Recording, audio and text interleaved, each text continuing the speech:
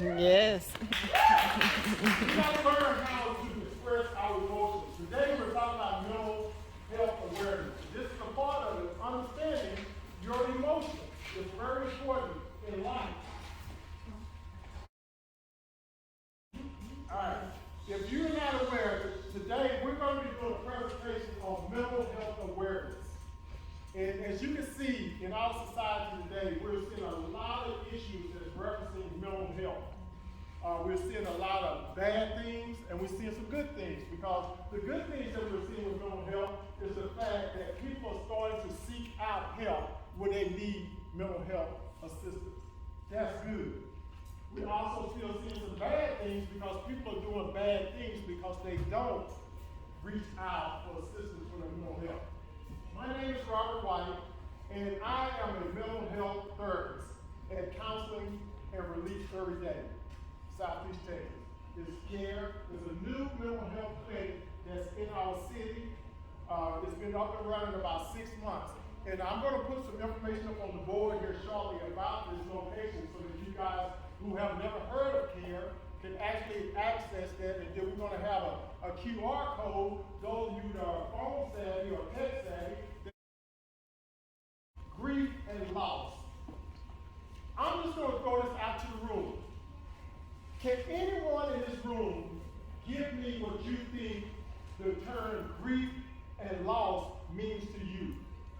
Grief and or loss. Yes, ma'am. Deep, sad, depression, or losing somebody or something. Okay. Anyone else? I'm going to hold on to what you just said because you're all over. Anybody else? She said, grief is about being sad, depressed over a loss. She talked about some of the symptoms of the term grief.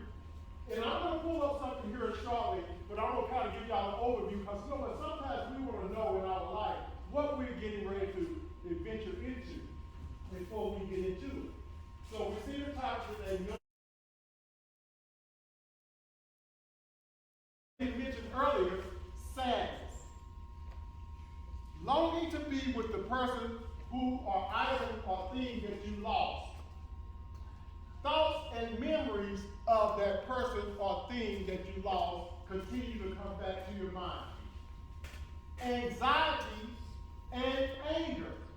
So you say, anxiety and anger, when we experience grief sometimes, it brings up emotions that we are not ready to deal with. So sometimes, parents, if you see your kids who's gone through some things and they're exhibiting these feelings or these symptoms of anger and anxiety, there may be some grieving that's going on. I'm not saying that it's every time that they feel that way that's what's going on, but we have to look at the totality of what's happening in their life at that time. The video talks about an aspect of it, of grief called mourning. Mourning is actually the external expression of grief. Grief that is the third stage of grief. It is the bargaining. We've all been there to where we have somebody that we have lost, or not necessarily that we lost, but in that process, say someone is really ill. And it looks like things are going bad. Have you ever found yourself saying that prayer, Lord, if you just let them stay, I will be better? Yeah. That's the bargain.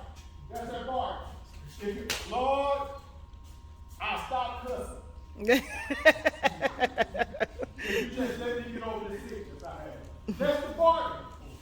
Lord, if you just let me make a C on this test, I promise you I won't skip another class. That's a bargaining. That's a bargaining. And this is what happens also with grief, that we go through that process because we don't want to see that loved one or that particular thing that we care so much about go away. So we start to bargain. And we realize at the end of the day, we don't have no chips that we can bargain with in that. We don't have the ability to change that. And we're going to go to another one. Somebody. At this point, this is the final stage of grief. That you come to a point that you realize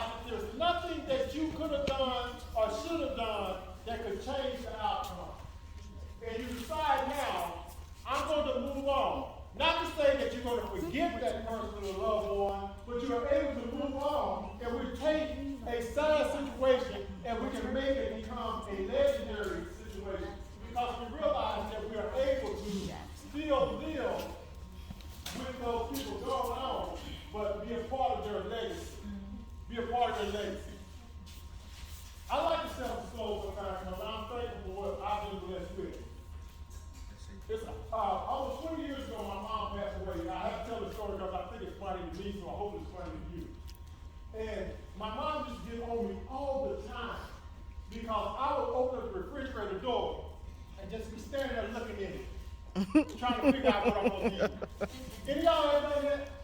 And she would holler my name. You know, when you're in trouble back in the day, they don't call you by your nickname when you're in trouble. They call you by your full name. And I would hear my mom say that. My name is Robert Lee White. And I would hear her call all my whole name. Robert Lee White, you better get out of the refrigerator. And I jumped back and told the story, yes, ma'am. I was in my own house with my own refrigerator 5 years after my mom had died. And one day I came home and I opened up the refrigerator door and I was standing in that door looking in there trying to figure out what I wanted to eat. And guess what I heard? You better get out of the refrigerator. I slammed my door, I jumped back, guess what I did? I started laughing. Because I realized I didn't have to grieve over my mom being gone physically. She was still with me mentally. And it was still correcting me. The things that she taught me was still correcting me. So this is how we flip a grief over into a legacy. And this is what grief is about, learning how to accept that that person is going on and flip it over to a legacy. And this is what mental health, mental awareness is about as well. It's teaching ourselves how to get through those heavy moments, to move on and take the glass from half empty to half full. That's the beauty of life. Again, the whole beauty of this is becoming emotionally intelligent.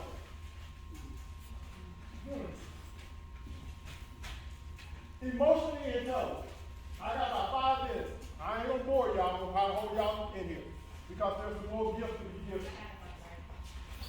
But emotional intelligence is about being able to understand your emotions and process your emotions in life. If we look at emotional intelligence and we compare it to intellectual intelligence, emotional intelligence has more to do with your successful relationships than intellectual intelligence. Because if you can emotionally deal with life as it comes at you, you are better prepared to deal with the aspects of everyone else that's going on around you. Because you know who you are and what you represent in those moments. So when we become emotionally intelligent and we deal with grief in a way that is not going to consume us, but in a way that we learn how to deal with those emotions as they come, then we're better able to deal with the other aspects of life. So with that,